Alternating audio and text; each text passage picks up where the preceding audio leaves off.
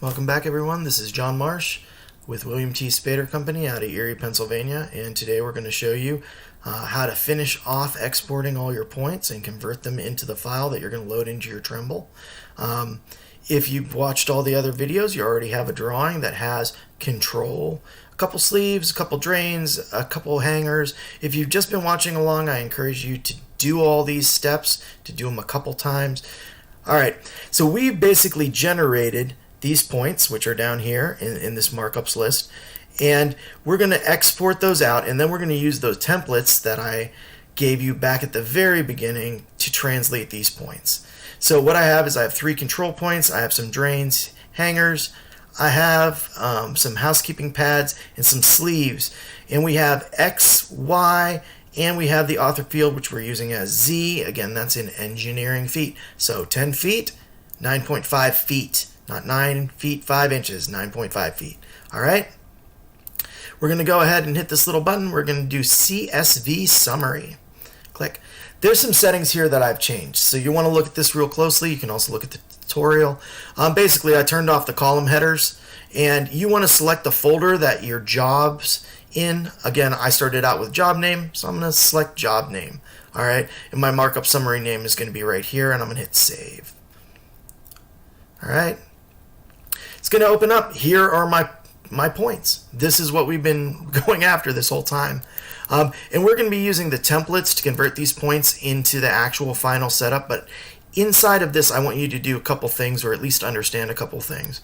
The first thing I want you to actually do is I want you to zero out these values.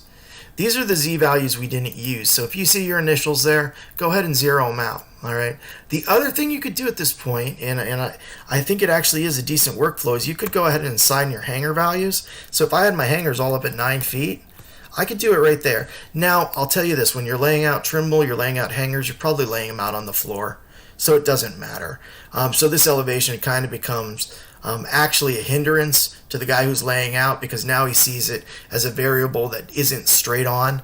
So if you are laying out something that requires a Z value, change it right there if you want, or put it in the author. If not, leave that at 0. Okay. So here's all our points. We're going to do a highlight and a right click and a copy. And you're going to go to the templates. They're in your job folder if you've been following along. Go to convert points. Double click. There you go. Convert points. Insert data is where you insert your data. So paste it. When you're pasting, paste values just in case. Now that you've pasted it, early on in the video I said, you're going to set your drawing for whatever scale it is. In this convert data, I only set it up for 1/8 inch scale drawings and 1/4 inch scale drawings. Okay? So if you need more, you got to figure out how I did that and then make it for whatever scale you have. It's really easy. So I inserted data. Now this was an 1/8 inch drawing, so I'm going to go to 1/8 inch. And what has it done? Well, in the first column, it's removed the inch sign from the inserted data. This inch at the end, it's just removed it. And then it's multiplied it by 8. That's going to bring it up to engineering feet. All right. So if you were in CAD and you're going to architectural, you'd multiply an 1/8 inch drawing by 96. That's what all your CAD guys know.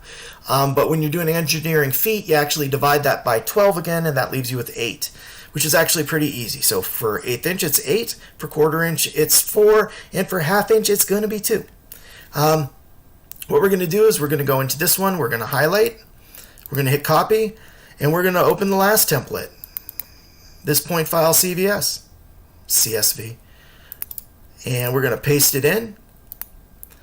And that's it. All right. It's all done. What I want you to do, though, and I think this is important to remember, when you save this one, I want you to do a file save as, okay? And I want you to change the name. And the reason I want you to change the name is if you leave all of your point files called point file, your Trimble will get confused, okay? So name it whatever your job name is, okay? And save it off. But do not leave it as my template name, or you will basically overwrite points on your Trimble every time you upload. That's it, guys. It's in there. So what you need in order to load points is you need this job name CSV. That's what you're going to load into your Trimble. The other thing that you probably are going to want, though, because this would just load points with labels, is you're going to want a background to use. So what we're going to do is we're going to go back into our PDF and we're going to make the background. All right, so the first thing we're going to do, and it has to be the first thing for this all to work out, is we're going to do a save as, okay? BG for background at the end of our PDF, all right? And we're going to save it to a job name folder. We're doing this because we want to keep that other file. That's the file we're going to add points to. And this file is just going to be loaded into our field equipment as the background, the file that all of the points are going to get overlaid on. So that file is actually going to be rotated back to where it belongs. And here's where you have to make a decision. You have to decide whether you want to delete all these or flatten them. All right? So I did a save as. This is my background. I typically will delete all of these points off of here because they're going to come back on with that CSV file, all right? And they're going to show up. For this, though, I'm not even going to bother. I'm just going to save it like that. And I don't even need to flatten them, but I found every once in a while it can become confusing if you don't, because you end up with two files that both have points in them. So I'm going to flatten, and all of my markups list is going to disappear.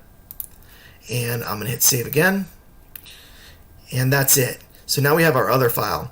So these two files right here are the files that we're going to load into the Trimble or your layout equipment in the next video. I'm going to be demonstrating with a Trimble and a Kanai tablet, but this works with a Nomad, and it works with FieldLink. The only difference is you may have to convert this PDF to CAD using a program rather than your tablet itself. If you have the Kanai, you can just load the PDF. If you don't, go online, go to any web browser and just type in PDF to DWG. There will be a ton of converters. Convert it to DWG. Every one of the layout systems will accept a DWG or DXF. So those translators exist online. I'm not going to go over them because I don't use them. But I wanted you to know they're there. Again, you don't need CAD. You don't need VDC. You just need the contract drawing and Bluebeam.